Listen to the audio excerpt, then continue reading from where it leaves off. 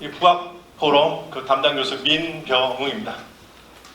오늘은 우리 오세훈 우리 서울특별시장님 모시고 이번처럼 서울 비전 2030에 대해서 여러분들께 강연을 이렇게 하실 예정입니다. 오세훈 시장님 같은 경우는 작년 겨울 요맘때죠. 딱 요맘때 한 번 오셨거든요. 그때 제가 오셨을 때 기억이 그때 이제 학교 방역 지침도 아주 강한 상태여가지고 사실 그때 오세훈 시장님께서 그때 참 오세훈 시장이 아니라 백수 시절이었죠. 백수 시절에 한 10년간의 백수 시절에 오셨는데 그때 학생들이 한 명인가 두 명밖에 없었어요.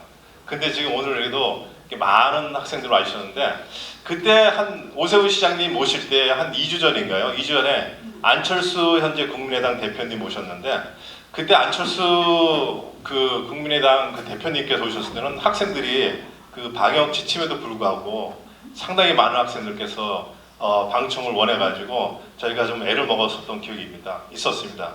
근데 이제 2주 후에 우리 오세훈 시장님 그때 하셨는데 학생들이 많지 않았었어요.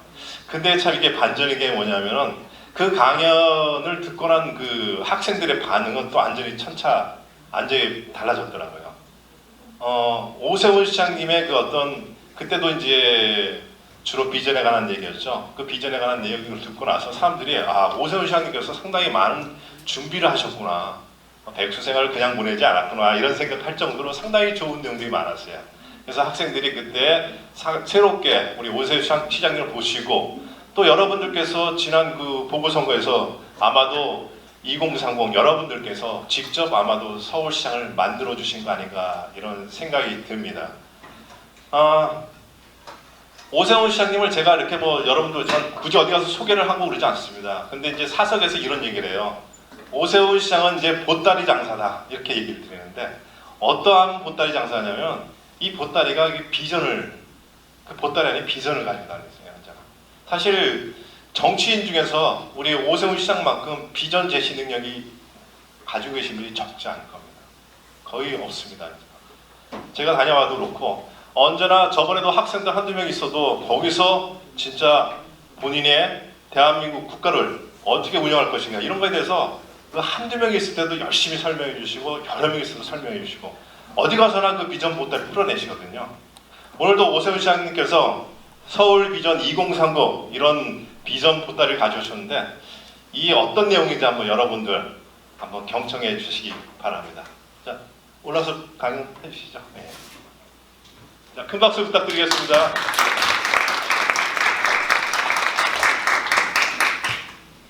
네, 여러분 반갑습니다. 정확히 1년 전에 이 자리에 와서 강연을 했었는데 또 이렇게 불러주셔서 보따리 장사가 또 왔습니다.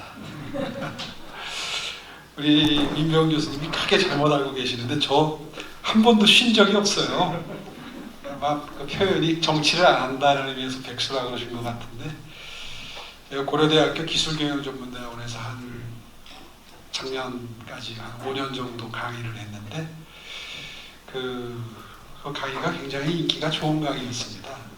저 나름대로는 굉장히 인기 교수라고 생각하는데 갑자기 백수라고 그러니까 갑자기 뜨악해져요. 내가 한 번도 논 적이 없는데 얼마나 열심히 살았는지 아마 그걸 지켜보셨으면 눈물겨운 노력의 과정이 있었다는 걸 아마 미처 모르시고 강의만 이제 기억을 하시니까 아마 그런 그 의외에 섰던 모양이에요. 강의를 듣고 저 사람이 언제 저렇게 준비를 했지 아마 그때 충격을 좀 받으셨던 것 같습니다. 말씀하시는 거 보니까.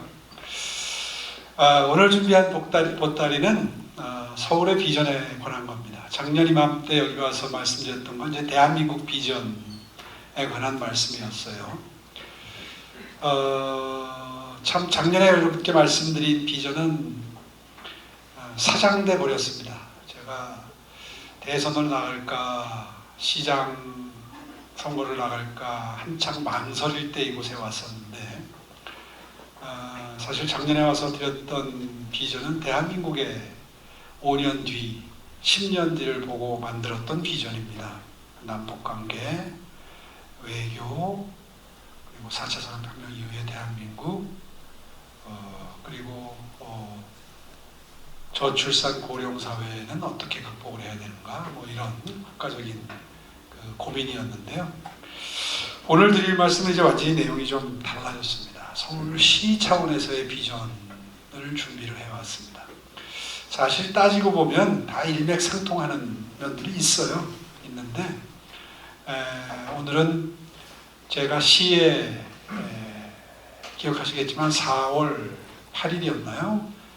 시장으로 취임을 했는데, 사실 보궐선거로 일을 시작하는 시장은 또 대통령은 준비 기간이 없습니다. 여러분들 잘 기억하시겠지만 문재인 대통령, 현 대통령도 인수위라는 게 없었어요. 선거 다음날 바로 대통령으로 취임하는 그런 어찌 보면 비극적인, 저는 비극적이라고 생각합니다. 비극적인 대통령이죠. 그러니까 충분한 시간을 가지고 인수위를 만들어서 비전을 잘 다듬고 국민들과 호흡하면서 만들어진 그 비전을 실행을 하는 대통령이었다면 지금처럼 저렇게 국민들을 힘들게 하지는 않았을 텐데 하는 생각을 한다는 관점에서 그렇습니다. 저 역시도 아마 과거에 10년 전에 5년 정도 서울시를 경험해봤던 경험이 없었다면 굉장히 어수선한 상태에서 서울시를 경영하기 시작했을 거예요. 그런 관점에서 오늘 소개해드리는 이 서울 비전 2030은 그 다음 날부터 바로 출근을 했는데 서울시의 비전이, 마련된 비전이 전혀 없어 보였어요. 제 기준으로 보면. 그래서 서울 비전 2030 위원회라는 비전 그룹을 만듭니다. 그때부터. 그래서 약 100일간의 목표 시한을 설정하고, 제가 4월 초에 취임했으니까 7월 중순쯤에는 발표를 해야 되겠다 하는 목표를 세우고 5, 6, 7월 달에 참 열심히 준비를 해서 발표하려고 했는데 코로나가 또 아주 극심해져서 발표 시점을 늦추고 조정하고 하다 보니까 9월 중순경에 이제 시민 여러분들께 이 비전을 한번 설명을 드릴 기회가 있었습니다. 아마 이런 부분에 대해서 관심이 많은 학생들의 경우에는 뉴스를 통해서 이미 한 번 정도는 보셨을 거고, 보통 이런 뉴스는 그렇게 잘 크게 보도가 안 됩니다. 뭔가 부정적인 사건이 터지면 뉴스가 크지만 서울시가 비전을 발표하고 그러면 그냥 손바닥만하게 하루 이틀 나오다가 말죠. 그래서 대부분 서울 시민들이 잘 모르세요. 근데 사실 시민들이라면 이제 좀 꼭 알고 계셨으면 좋겠다 하는 내용들이 아주 꽉 차 있는데, 오늘은 뭐 이 자리에서 그 내용을 다 일목요연하게 설명드리기에는 시간도 턱없이 부족하고, 또 그런 식의 설명을 드리면 굉장히들 재미들 없어 하십니다. 그래서 그렇게는 설명을 쭉 나열식으로 설명드리기에는 적절치 않은 자리인 것 같고, 몇몇 이슈 중심으로 해서 여러분들 관심을 가지실 만한 사항들을 중심으로 해서 좀 설명을 드리는 걸로 그렇게 오늘 강연을 진행을 하겠습니다. 요즘에 대한민국이 굉장히 주목을 받죠. 이제 문화 콘텐츠 덕분입니다. 여러분들이 잘 알고 계시는 것처럼 여기 몇 개 적시를 해놨습니다만, 기생충이라는 영화, 또 오징어 게임, 지옥, 이런 드라마나 영화의 바탕을 이루고 있는, 특히 앞에 이 두 개, 오징어 게임하고 기생충의 바탕을 이루고 있는 소재, 시나리오의 소재가 뭘까요? 생각해 본 적 있어요? 가난입니다. 네? 가난입니다. 가난. 가난. 좋아요. 예, 가깝습니다. 예, 제 생각하고 같으시네요. 우리 사회의 제일 큰 문제가 부익부 빈익빈. 가난한 사람은 점점 더 가난해지고 부자는 점점 더 부자가 되는, 어떻게 보면 점점 더 그게 간격이 좁아져야 되는데 점점 더 넓어지죠. 근데 그건 비단 대한민국만의 현상이 아니라 전 세계적으로 통계적으로 보면 전 세계적으로 비슷한 현상이 나타나는데, 사실 그동안에 이 빈익빈 부익부, 부익부 빈익빈을 해결하겠다는 게 정치인들의, 대부분의 정치인들의 본인들이 추구하는 정치적인 이상입니다. 어느 정치인도 그거 해결하라고 정치한다고 아마 얘기할 거예요. 그런데 아이러니하게도 그것을 자기 당의 존재의 이유로 강변하는 민주당의 문재인 정부가 들어선 이후에 빈부격차가 훨씬 커져버렸죠. 그 제일 큰 원인은 잘 아시다시피 부동산 가격이 급격하게 상승해서 그렇습니다.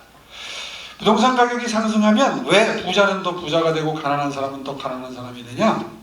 잘 아시죠? 자산 격차가 커지는 거죠, 일단.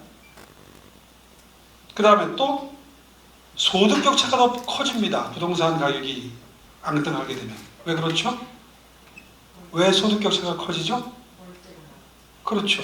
월세가 나가고 2년 뒤에 전세를 옮겨야 하는데 저금을 해가지고 몽땅 집주인한테 갖다 바쳐야 되는 일이 벌어지기 때문에 가처분 소득이 줄어들게 되는 거죠. 쓸 수 있는 소득이 줄어드는 거예요.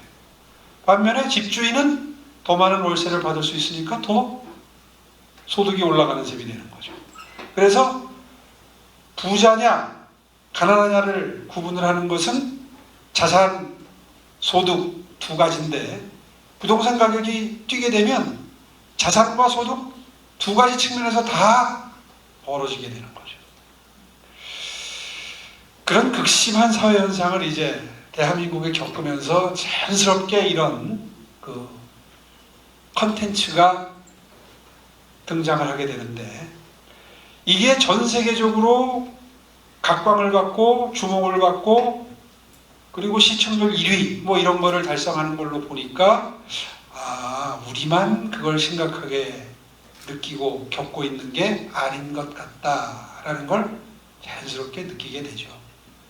그래서 서울시가 올 4월 달에 새로 출범하면서, 그동안에 아마 아이서울유라고 하는 이런 그 로고라고 해야 되나요? 브랜드라고 해야 되나요?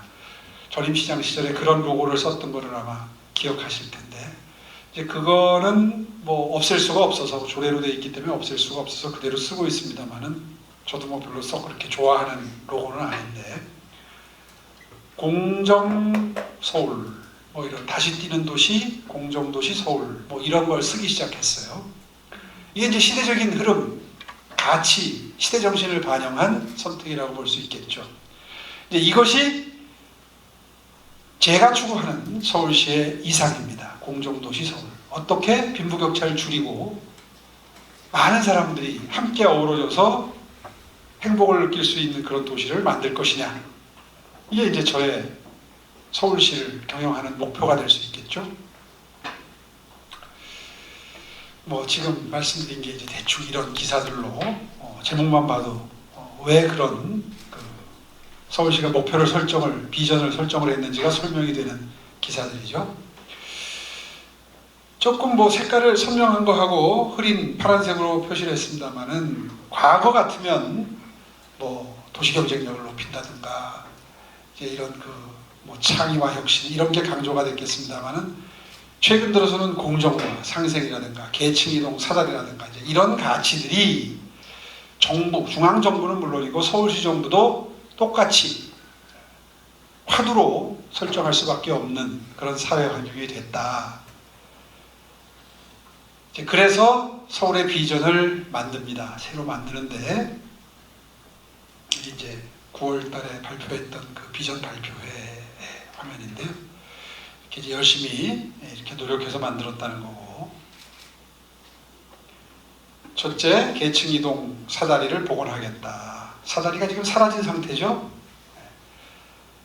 대한민국 국민 거의 대부분, 그리고 특히 청년 세대들, 여러분과 같은 연령대의 청년들이 가장 크게 좌절하는 게, 아무리 노력해도 내가 지금 내 처지보다 더 나아질 것 같지가 않다라는 좌절 때문이죠. 이제 이런 걸 계층 이동 사다리가 사라졌다, 이제 이렇게 간단하게 이야기를 하는데, 이걸 어떻게 복원해내느냐, 이게 앞으로 정치인들의 운명과도 같은 숙제가 돼버렸어요.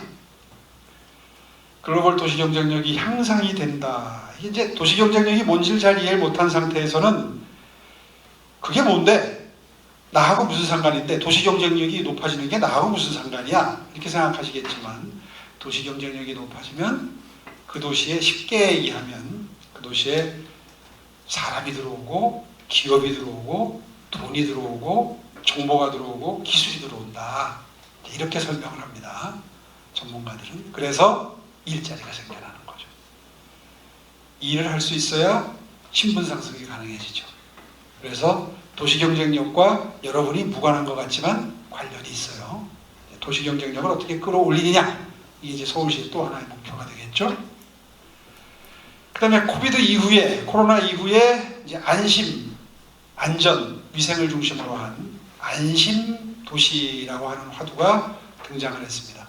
불과 몇 년 전까지만 하더라도 메르스, 사스 왔다가도 뭐 도시를 안심 도시를 만들겠다 이런 비전은 거의 상상을 못했었어요.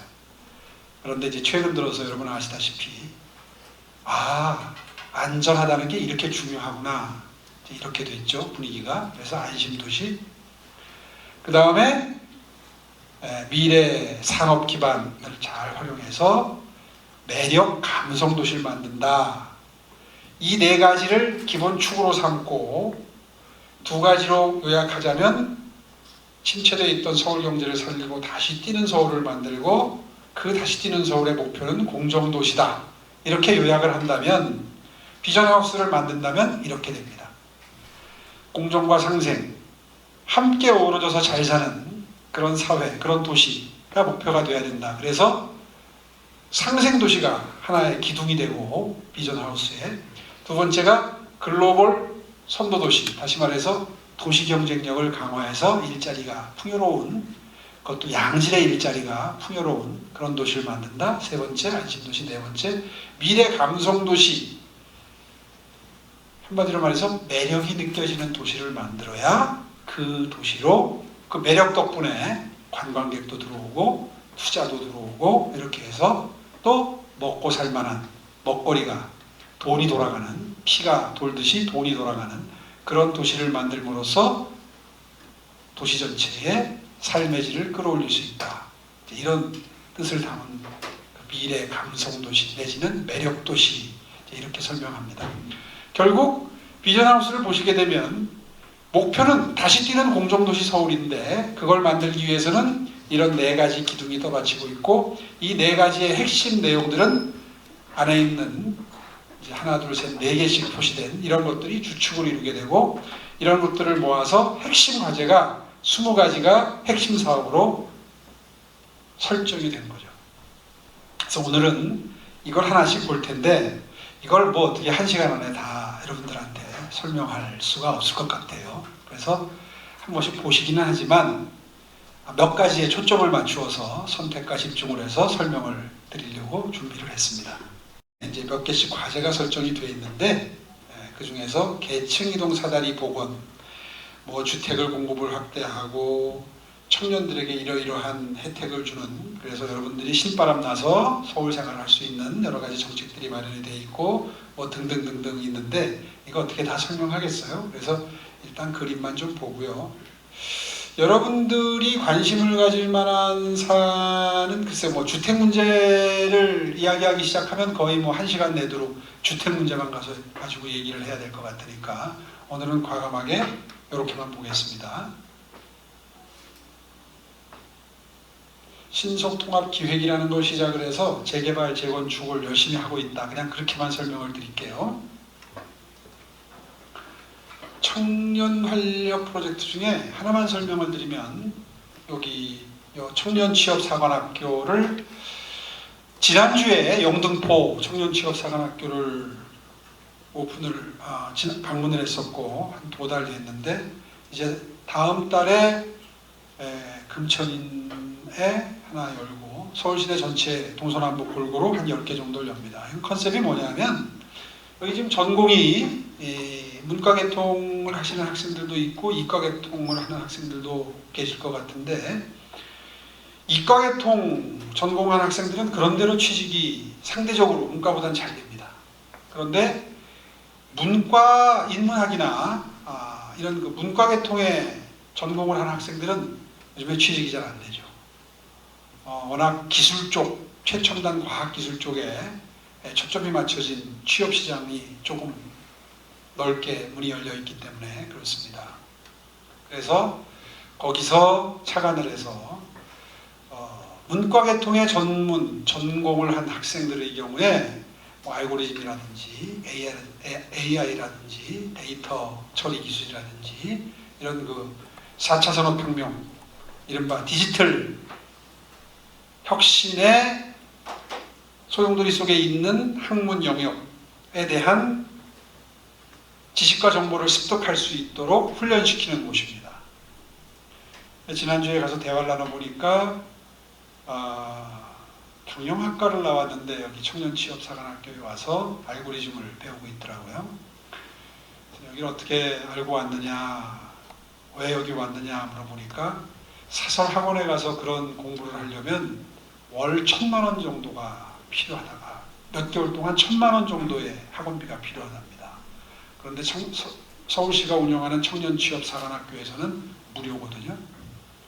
근데 그 강사진의 그 실력이나 프로그램의 퀄리티가 매우 높아요. 처음이니까 지금은 이제 별로 크게 경쟁률이 심하지 않은데 이제 조금 소문이 나면 아마 굉장히 그 과정에 들어가는 것도 힘들 정도로 경쟁이 치열할 겁니다.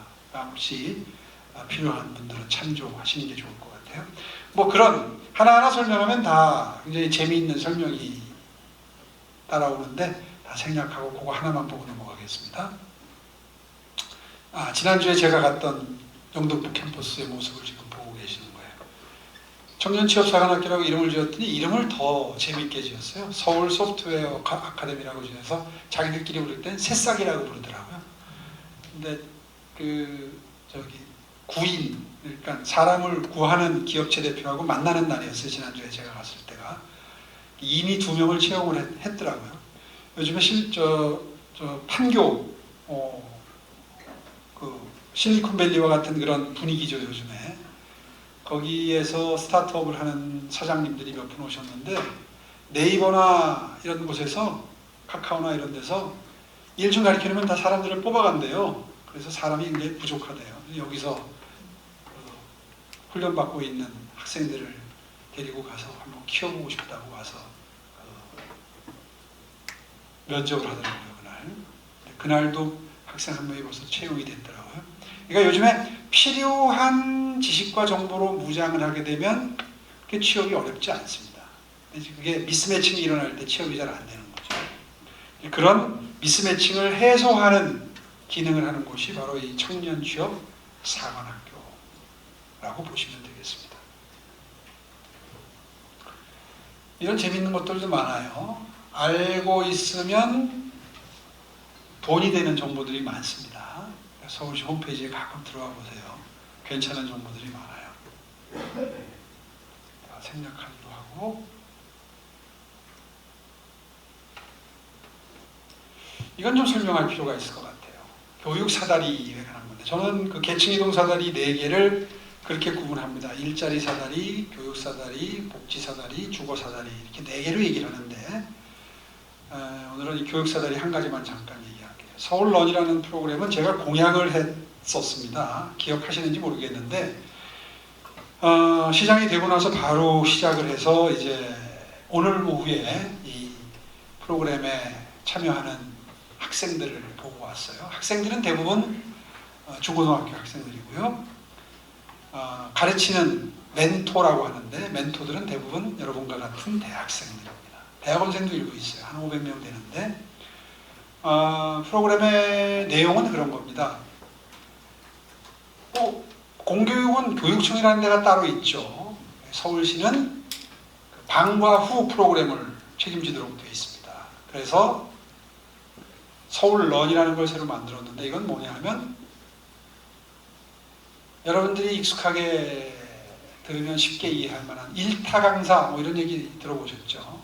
대학 들어오기 전에 주로 강남 지역의 사교육 시장이 매우 뜨겁죠. 누구 하면 알만한 굉장히 유명한 학원 강사분들이 계시고 이제 그분들이 강의를 저소득층 자제분들이 들을 수 있도록 하는 프로그램입니다.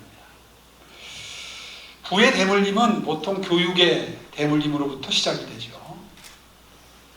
실제로 통계를 보면 하위 20% 국민 자제분들이 그 가정에서 쓰는 1년 사교육비가 한 달인가 1년인가 모르겠다. 하여튼 그 사교육비가 12만 몇천 원이더라고요. 그런데 상위 20% 집안의 아이들이 받는 사교육 비용은 얼마 정도 될 것 같아요? 평균 130만 원이 넘어요. 그러니까 10배가 넘는 거죠. 아마 월인 것 같아요. 월 단위로 13만 원 대 130만 원. 공정한 게임이 아니죠. 공정한 게임이 아니죠. 그러니까 교육사들이 타고 오를 수가 없는 거죠. 이게 우리나라만 그런 게 아니라 전 세계적으로 똑같은 사회현상들이 벌어집니다. 부모들이 교육 수준이 높으면 아이들의 교육 수준도 높아질 수밖에 없다. 부모들이 좋은 대학을 나오면 그 자식들도 좋은 대학을 들어갈 확률이 높다. 특히 한국 사회가 그렇다. 그렇다면 어떻게 해결을 할까? 양질의 사교육을 받을 경제 형편이 못 되는 집안 아이들을 이른바 일타 강사라고 불리우는 좋은 사교육을 받도록 도와주고 그것으로부터 스타트 라인을 비슷하게 똑같이는 못 만들어줘도 비슷하게 만들어주자. 이제 이게 서울 런 프로그램의 기본적인 생각입니다. 지금 예산 처리라 서울시의회가 지금 민주당 의원들이 거의 90%인데 이 예산을 잘라버리겠다고 지금 벼르고 있어요. 어떻게 될지 모르겠어요. 한 보름 2, 3주 지나면 결론이 날 텐데 이분들의 주장은 이겁니다. 한번 들어보세요. 누구의 생각이 맞나? 정부는 또 서울시는 공교육을 활성화해야 한다. 그런데 어떻게 국민이 낸 예산으로 세금으로 구성된 예산으로 사교육 시장에 도움이 되는 정책을 펼 수 있느냐. 공교육을 강화해서 해결해야지. 왜 가난한 집안의 아이들이라고 해서 사교육을 받도록 해서 교육격차를 해소하겠다는 것이냐? 동의할 수 없다. 이게 서울시의회 내지는 민주당의 주장입니다.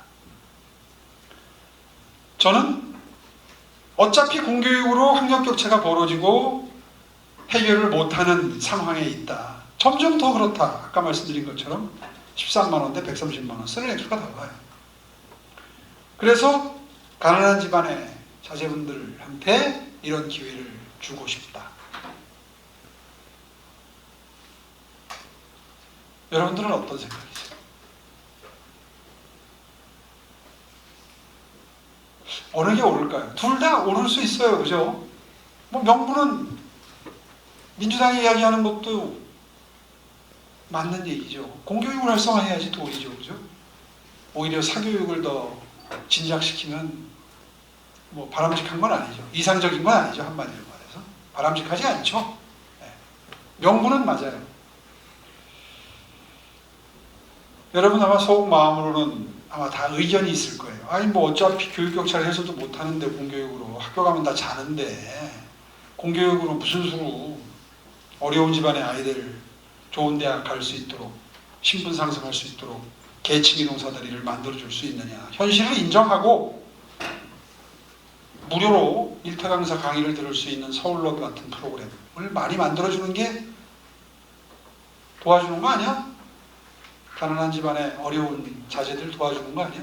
이런 생각을 하는 분도 계실 테고 정반대의 생각도 있으실 텐데 각자 판단이 쓰나요?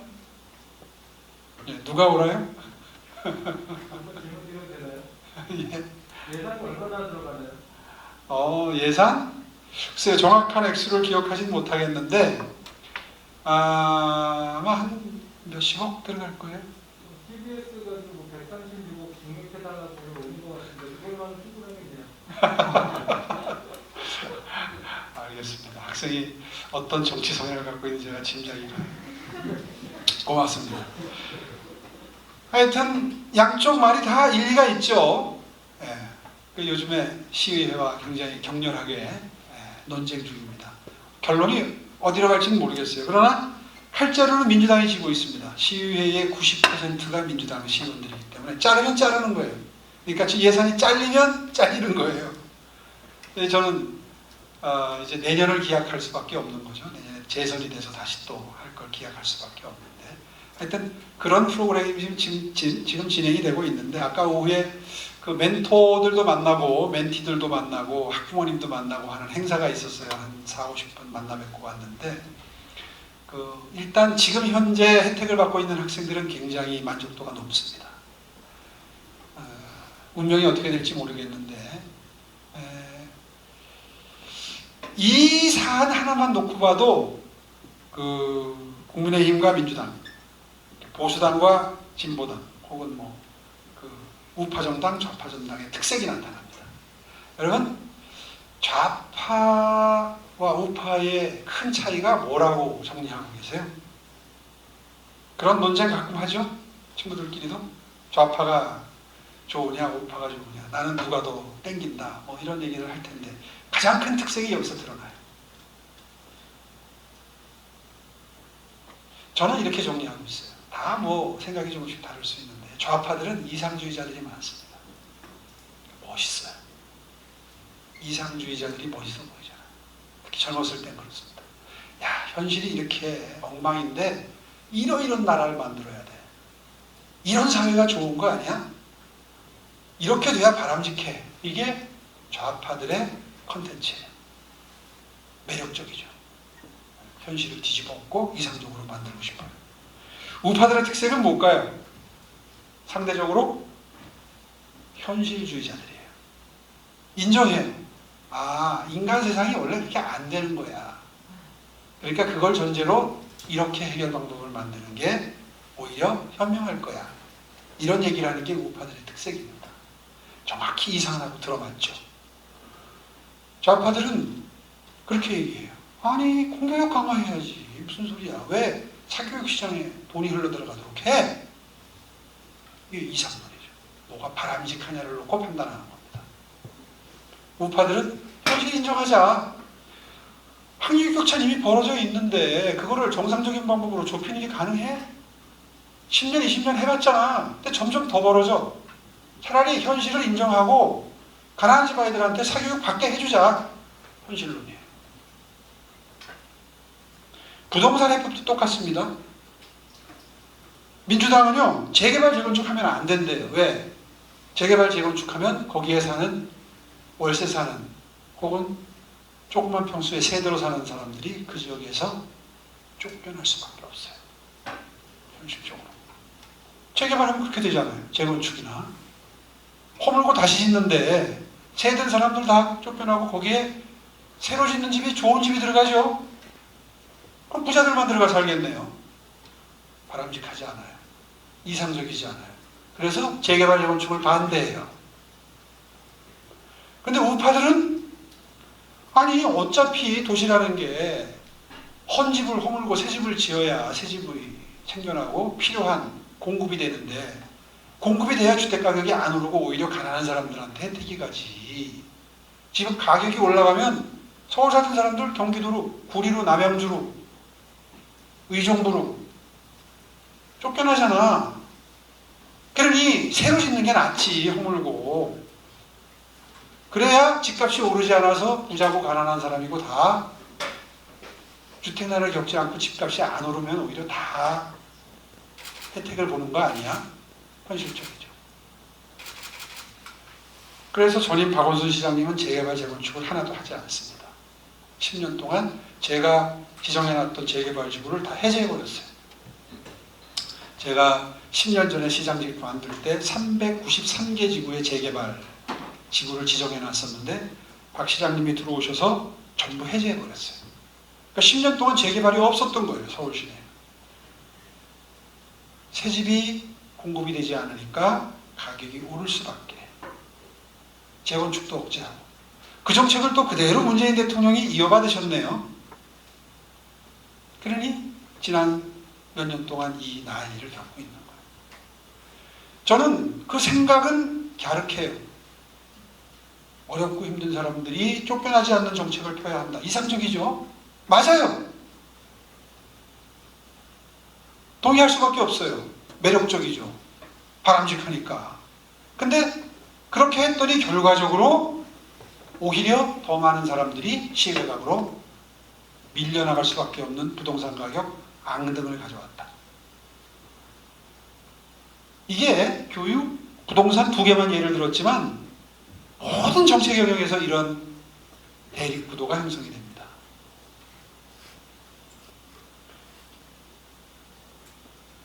노무현 대통령 집권 5년 동안 집값이 제일 많이 올랐죠. 그때도 더블로 올랐어요. 또 지난 5년 동안 더블로 올랐죠. 이제는 어떻게 따라갈 방법이 없어요. 집 없는 사람들이 집을 살 방법이 없어요. 제가 지금 광진구에 사는데 저는 관사에 안 들어갔습니다. 광진구의 한강변의 한 아파트 단지에 사는데 저희는 좀 큰 편수에 살고 저희 부부는 우리 큰딸네 부부는 옆에 동에 살아요. 거기는 평수가 좀 작아요. 저희 집보다. 근데 내년 봄이면 이제 우리 딸 내외가 사는 집에 이제 계약 기간이 도래하는데 전 사실 요즘에 퇴근하면 손자보는 날이 꽤 커요. 일주일에 한두 번씩 집에 와 있기도 하고 우리가 보러 가기도 하고. 근데 우리 딸이 불행하게도 집이 없어서 전세 살아요. 근데 내년 봄이 되면 재계약을 해야 되는데 전세값이 2배로 올랐어요. 걔네들이 전세 계약하는데 그때 3억 5천인가 전세 계약을 했는데 지금 6억이에요. 그러면 남양주 정도로 나가야지 돼요. 그럼 저는 일주일에 2번씩 보던 손자 얼굴을 못 봐요. 못 본다기보다도 뭐 보는 횟수가 확 줄어들겠죠. 매일 보던 한 아파트 단지에서 사는 것만큼 자주 보겠어요? 근데 저는 손자 얼굴 자주 못 보는 게 굉장히 억울하고 화가 나요. 근데 별 도리가 없을 것 같아요. 내년 봄이 되면 아마 이사를 가야 될 것 같고 그렇게 안 하려면 우리가 돈을 뽀주든지 무슨 수를 내야 되겠죠. 근데 저는 그래도 좀 사치스러운 고민이죠. 뭐 자주 보던 손자 얼굴을 자주 못 보는 정도니까 그래 뭐 참으면 참을 수 있죠. 그런데 많은 서울 시민들이 지금 외곽으로 밀려나갈 수밖에 없다. 그러니 뭐 아까도 말씀드렸지만 그게 이제 빈부격차까지 소득격차까지 이어져서 굉장히들 스트레스를 지금 받고 계시는데 이런 것들이 어느 정당을 선택하느냐에 따라서 달라질 수 있는 결과입니다. 갑자기 뭐 서울로 이야기하다가 주택 문제까지 갔는데 어쨌든 자연스럽게 재개발, 재건축까지 설명을 드렸는데 저는 그래서 취임해서 지난 7개월 좀 더 됐는데 이제 재개발이 좀 활성화가 돼서 이번 달, 다음 달이면은 또 25군데 지정을 합니다. 각 구별로 한 군데씩. 근데 25군데 지정하려고 예정했는데 지금 102군데 신청이 들어왔어요. 그동안에 눌러놨던 게 이제 다시 수요가 폭발하고 있는 거죠. 매년 이렇게 많이 재개발 지역을 지정을 하고 진도를 신속하게 뽑아도 잃어버린 물량, 해제해서 사라진 물량, 재개발 물량을 원래의 속도대로 반열에 올려놓는데 한 5, 6년 걸립니다. 당분간 주택난이 해결될 가능성은 별로 없어 보이죠.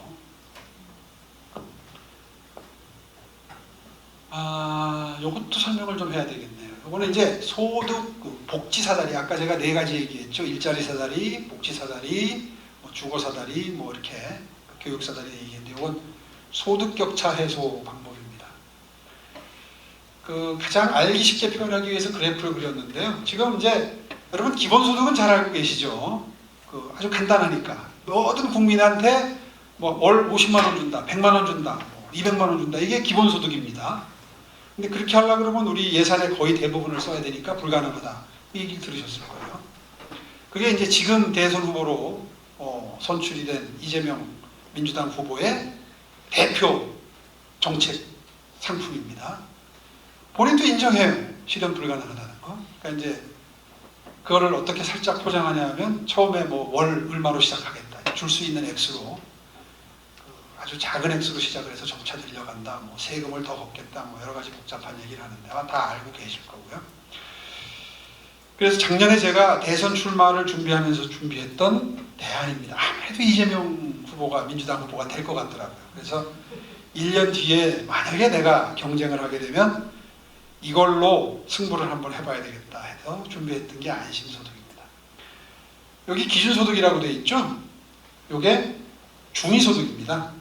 중위소득은 평균이에요. 그러니까 대한민국 국민 5천만을 소득을 다 번다고 돈을 가정하면 5천만 1등부터 많은 사람부터 소득이 많은 사람부터 제일 적은 사람까지 5천만 명을 쭉 일렬로 세우면 정가운데 평균이 되겠죠. 중위소득이라고 그래요. 중위소득의 85% 정도 되면 글쎄요, 기초수급자들하고 차상위 계층 가장 어려운 분들보다 약간 더 높게 나오겠죠. 상식적으로 생각할 때 그분들한테까지 도움을 주는데 어떻게 주느냐? 본인이 번 거, 그 파란색은 본인이 번 겁니다. 본인이 번 것과 그 기준으로 설정한 것에 반을 더 보태준다. 한 푼도 벌지 못한 분은 기준소득의 절반 정도 주겠네요. 쉽죠? 이해가 금방 되죠? 중위소득의 85%를 번 사람 이상의 소득을 갖고 있는 분들은 한 푼도 못 받아가요. 기본소득하고는 완전히 다르죠. 기본소득은 많이 버나 조금 버나 못 버나 안 버나 똑같이 100만 원씩 나눠주겠다는 게 기본소득이고요. 안심소득은 돈을 못 벌수록 많이 혜택을 받죠. 그런데 묘하게도 그래봐야 합하면 기준소득에 못 미쳐요. 설계가 그렇게 돼 있어요. 그러니까 일을 많이 할수록 이익이에요. 근로의욕을 고취시키는 형태의 복지 시스템입니다. 열심히 일한 사람은 일한 만큼 버는데 아무리 노력해도 안 되는 걸 절반 정도 보태주겠다는 거예요. 보통 복지 시스템의 문제는 뭐예요? 나라에서 주니까 일 안 해버리는 거죠. 지금 기초수급자가 그래요. 제일 가난한 분들이죠. 그분들한테 뭐 주거급여, 생계급여, 의료급여, 교육급여 뭐 이런 7가지 종류의 급여를 드리는데 조금씩 기준이 다르지만 일을 좀 열심히 할 기회가 생겼어요. 한 100만 원 더 벌 기회가 생겼어요. 그러면 기초수급자가 일을 안 한다. 왜냐하면 그 100만 원 더 벌려고 일하는 것보다 더 받는데 나라에서. 그러니까 그거 일 안 하고 나라에서 주는 받는 자격을 유지하는 게 유리해. 계산을 해보면 유리해요. 일을 안 하죠. 일을 기회가 와도 일을 안 하는 사람이 그 상태를 벗어날 수 있을까요? 평생 그렇게 살 수밖에 없죠. 그런 복지 시스템의 한계를 극복하기 위해서 만든 새로운 시스템입니다. 기본소득이 뭘 하냐, 안심소득이 뭘 하냐면 여기서도 아까 제가 이야기한 좌파와 우파의 차이가 드러납니다. 생각해 보세요.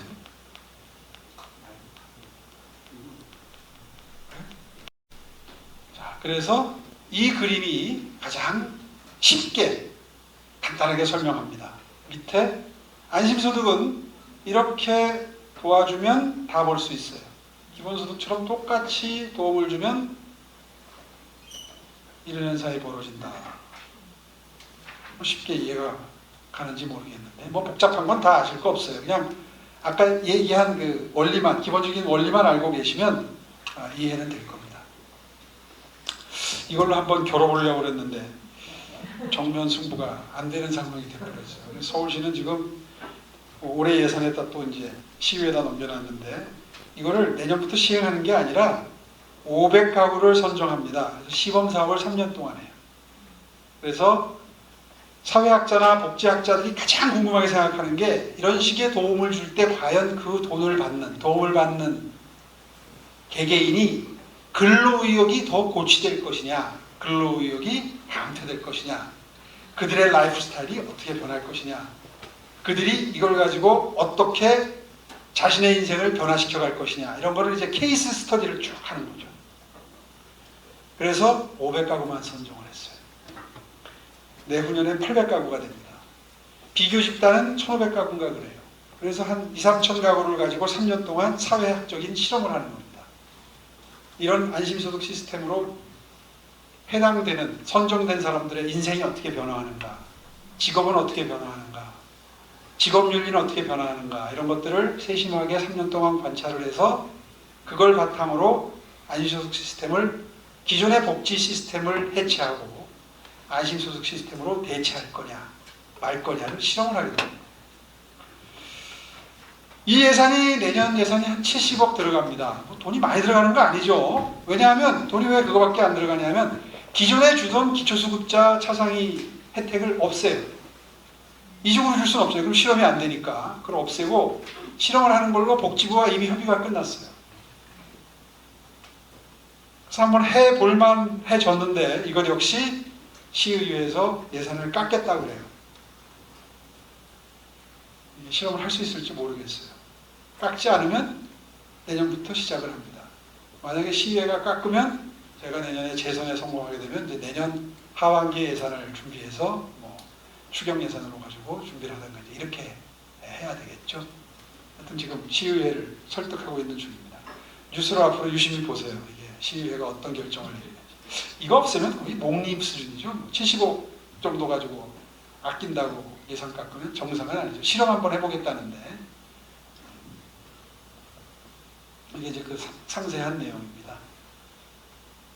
설명이 굳이 필요 없을 것 같아요. 이제 이 안심소득의 장점은 여러분들이 가끔 뉴스를 통해서 보는 뭐 강서구, 뭐 모자 자살 사건, 일가족 자살 사건 몇 번 있었죠. 송파구 뭐 몇 개 있었죠. 그런 사각지대가 없어진다는 거죠. 안심소득 시스템을 도입을 하면 내가 왜 일을 못하는지, 내 소득이 얼마인지를 계속 입증을 해야 돼요. 그 대표적인 영화가 뭐죠? 여러분 기억나세요? 다니엘 블레이크라는 영화가 혹시 기억나요? 제목 들어본 적 있죠? 보셨어요? 보신 분? 다니엘 블레이크. 한 분밖에 안 봤어요? 한번 보세요. 재밌어요. 그 영화는 영국입니다. 무대가. 굉장히 성실하게 살던 그분, 직업이 뭐 배관공인가 뭐 목수예요. 평생을 굉장히 성실하게 살아온 분이에요. 매우 자존감이 높고 아주 전형적인 백인 중산층, 블루칼라 이런 가족인데 연세가 들었어요. 갑자기 집안에 무슨 일이 생겨서 정부의 도움을 받아서 생활하게 됐는데 영국의 복지 시스템이 잘 돼 있는 걸로 유명하잖아요. 그래서 복지 혜택을 좀 받으려고 이제 담당 공무원을 찾아가게 됩니다. 그랬더니 담당 공무원이 네가 계속 직업을 찾아서 취업하려고 돈을 벌려고 노력했다는 증거를 가져와라. 그래서 면접한 데서 명함 받아오고 뭐 이제 이런 걸 어느 나라에서나 하는 겁니다. 계속해서 노력을 해야 나라에서 돈을 줘요. 근로의욕을 고취시키려는 정부의 고육책이죠. 근데 또 뭐 인터넷으로 신청을 하라고 그래요. 이 사람 좀 나이가 들어서 인터넷이 익숙치 않아요. 굉장히 불편해요. 뭐 그런 과정에서 겪는 자존감의 파괴, 무너져 내리는 거죠. 평생 동안 내 노력으로 먹고 살았는데 나이 들어서 평생 세금 잘 낸 내가 이제 내가 힘들어져서 나라에 도움을 좀 받겠다고 했더니 인터넷 못한다고 구박, 계속해서 취업을 위해서 노력했다는 증거를 가져오지 못해서 구박, 자존심이 상하기 시작하는 거죠. 그 과정에서 이제 허물어져 내려가는 이 사람의 자존감, 이제 이런 거를 아주 예리하게 잘 묘사한 아주 수작이에요. 보세요, 재밌어요. 아주. 그런 과정이 필요 없다. 안심소득은 얼마를 버는지가 다 나라에 의해서 파악이 되기 때문에 부족한 부분 채워주면 그만이에요. 그리고 내가 노력하는 만큼 더 가져가. 설계가 그렇게 되어 있으니까. 그래서 그런 불행한 일가족 자살 사건 같은 게 줄어들 거다. 그게 제 주장입니다. 판단 한번 해보세요. 어느 시스템이 더 우월하냐? 어느 시스템이 더 우리 재정 형편이 감당 가능한 지속 가능한 복지냐? 한번 판단을 해봐 달라는 말씀입니다. 이런 얘기는 뭐 많이 들었을 테니까 다 넘기겠습니다. 지금 순위가 많이 떨어졌어요. 이런 걸 다 끌어올리는 것들, 이런 것들이 다 여러분들한테 양질의 일자리를 만들어드리기 위한 서울시의 정책들인데, 뷰티 서울, 이것도 뭐 얘기하면 재미있지만 넘어갑시다.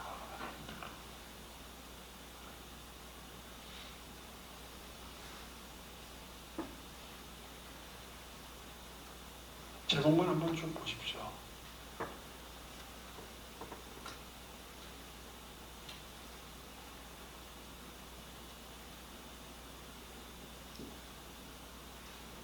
어저께 이제 자율주행 스케줄표를 한번 봐두는 것도 나쁘지 않을 거예요. 다 관심들 있죠? 운전자가 없어요. 자율주행을 하는데 몇 년 전만 하더라도 이게 과연 언제쯤 상용화될 것이냐가 관심사였는데, 다음 달부터 상용화가 됩니다. 저쪽 그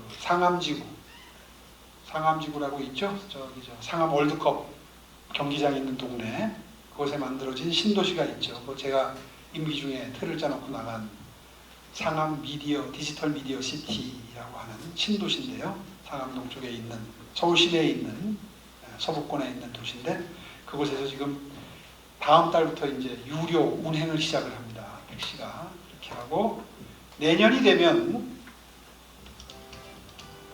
뭐 동영상 있으니까 한번 보시죠.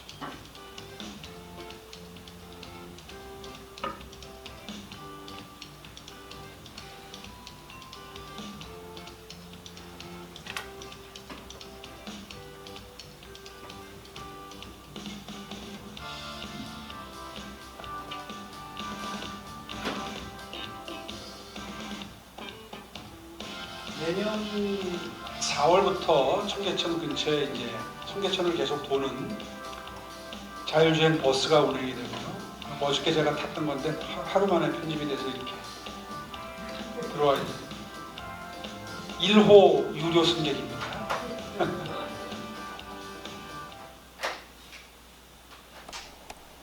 내년 상반기가 되면 청계천에서 이제 자율주행 버스가 운행되기 시작하고요. 강남에서는 로봇 택시가 운행이 되기 시작합니다. 이게 다 유료입니다.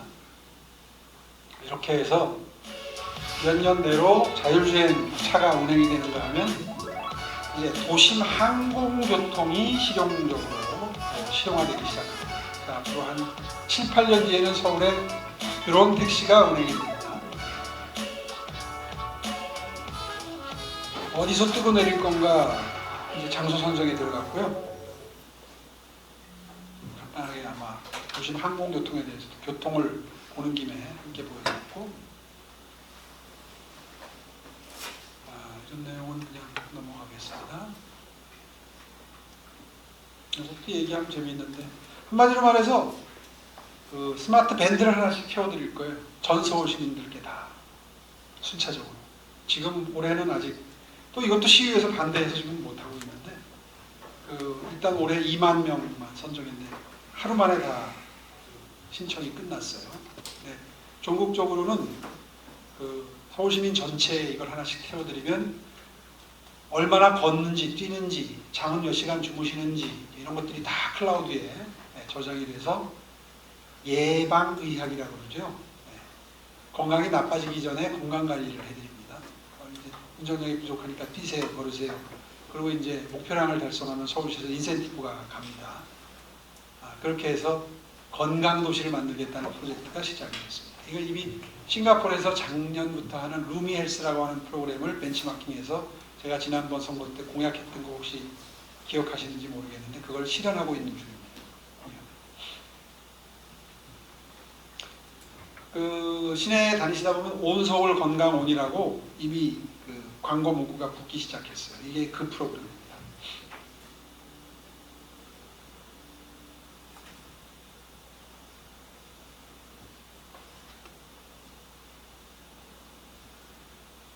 여러분 안녕하세요. 서울시장 오세훈입니다.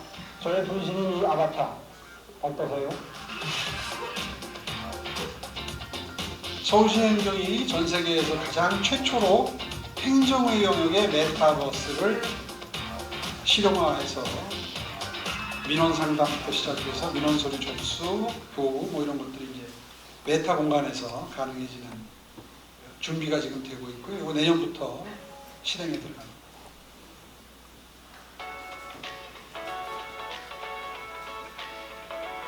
세종문화회관을 이렇게 바꾸면 얼마나 좋을까 하는 생각으로 보여드리는 동영상입니다.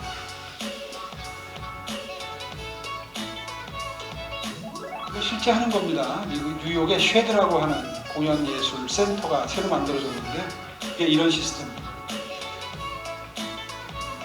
세종문화회관이 지어진 지 벌써 꽤 됐어요. 40년 됐어요. 바꾸겠다는 계획을 세웠는데 가능할지 모르겠습니다. 내년에 다시 재선이 돼야 가능해요.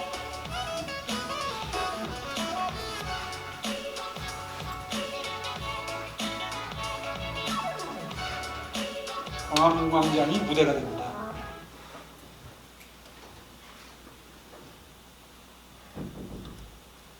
요 며칠 전에 나온 따끈따끈한 뉴스입니다. 종로 3가가 가장 가볼 만한 관광지 3위에 선정이 됐어요.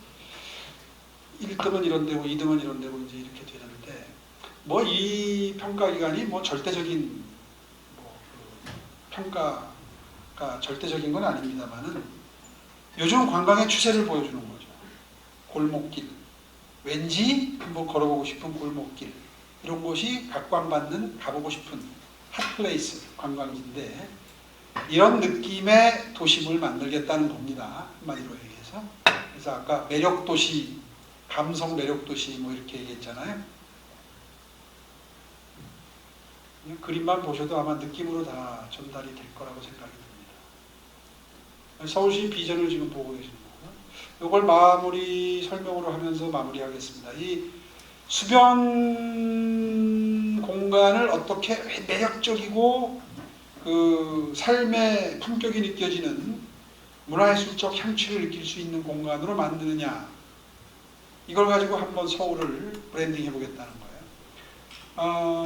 아마 아는 학생들도 있겠지만 10년 전에 제가 서울시를 운영할 때 한강 르네상스 프로젝트라는 걸 했습니다. 여러분들이 가끔 가서 데이트도 하고 즐기는 반포지구, 여의도지구, 뚝섬 유원지역, 뚝섬지구, 저쪽 상암지구 이런 데가 그때 만들어졌는데 그때 만들 때 욕 많이 먹었어요. 환경단체들이 반대를 하고 해서. 지금 뭐 그거 없으면 갈 데가 없죠.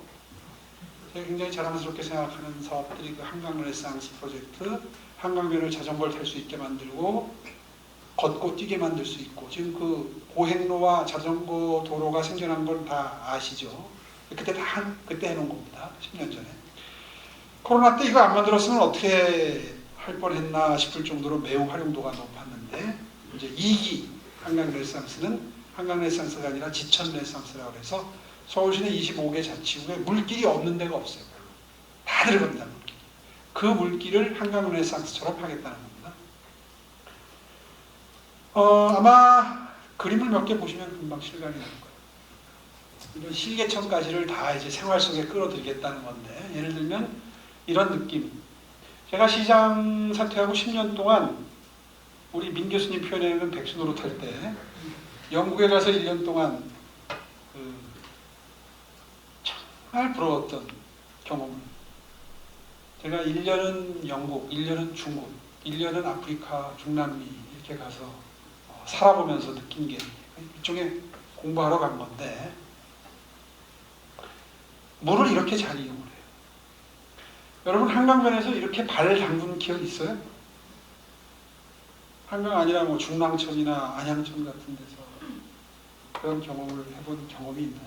없을 거예요. 한국의 물은 그렇게 쓰이질 않아요. 이걸 생활 속에 끌어들이겠다는 거예요. 이런 형식으로. 이렇게 만들겠다는 거예요. 토론토에 이게 바닷가가 아니에요. 강이에요. 강에 저렇게 비치를 만드는 거예요.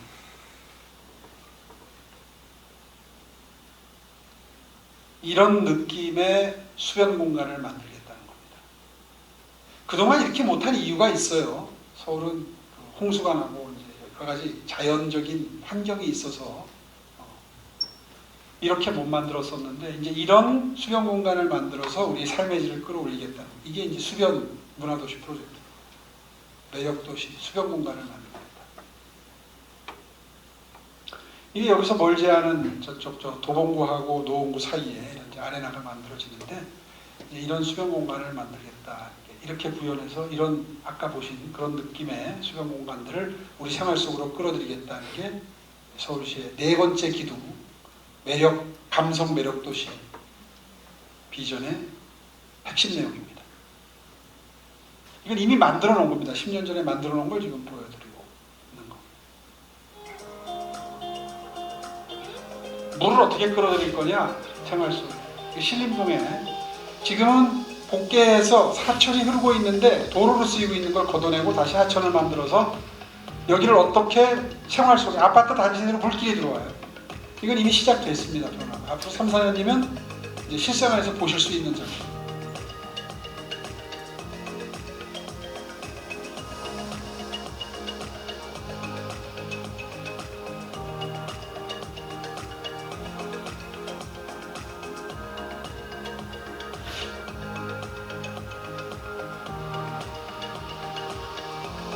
아파트 단지 내로 물이 흘러가면 괜찮겠죠.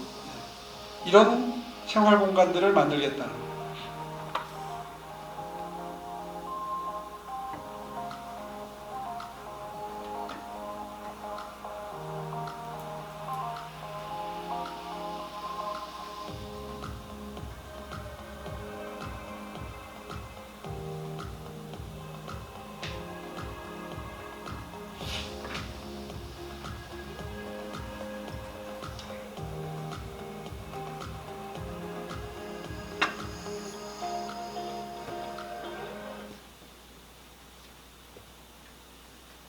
이제 마지막 슬라이드입니다. 정확히 제가 1시간에 맞췄는데요.